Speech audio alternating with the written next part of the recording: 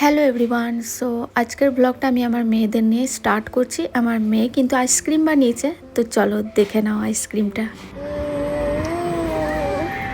ভালো আছে?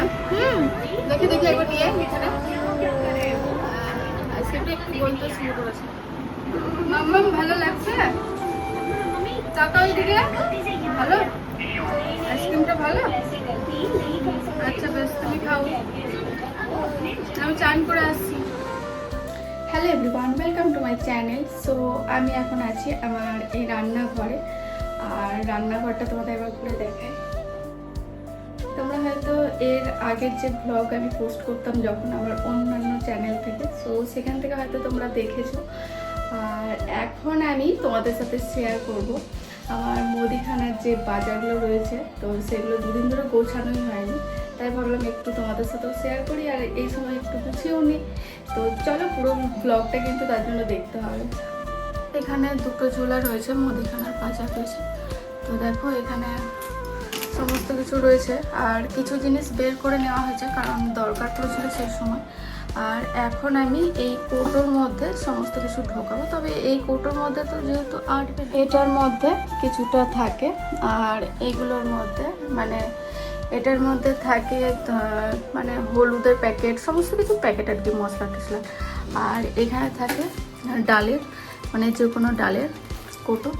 আর এখানে এই ফাস্ট ফুডের কোনো কিছু থাকে আর কি, যে কোনো জিনিস আর কি এর মধ্যে রাখি আমি। প্রথমে আমি এগুলো একটু ঢেলে নিই, কী কী আছে একবার দেখে নিই।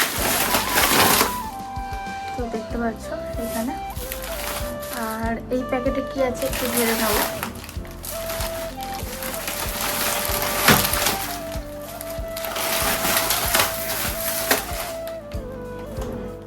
সো দেখতে পাচ্ছ এতগুলো জিনিস, আমি ভিডিও করতে গেলে ভিডিওটা অনেকটা বড় হয়ে যাবে, সো তোমাদের দেখিয়ে দিচ্ছি। তো চলো আমি এটা গুছিয়ে তারপর তোমাদের সাথে কথা বলছি। সো এখন আমার যেহেতু হাজব্যান্ড এসছে, আর এখন উনি ওইখানে বসে আছে, আমি এখন চা বানিয়ে দিচ্ছি। তোমরা সন্ধ্যেবেলায় কে চা খেতে ভালোবাসো বলো তো? আমাদের মতো আমার তো ভীষণ ভালো লাগে, আমার আবার চা না খেলে একদম হয় না, আর চা খেতে কিন্তু ভীষণ ভালো লাগে।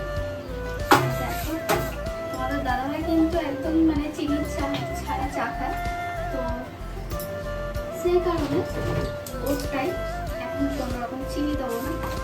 এই যে চা পাতা, ওটা ফার্স্টে চা পাতা দিয়ে করে দিই, তারপর আমি চিনি দিই।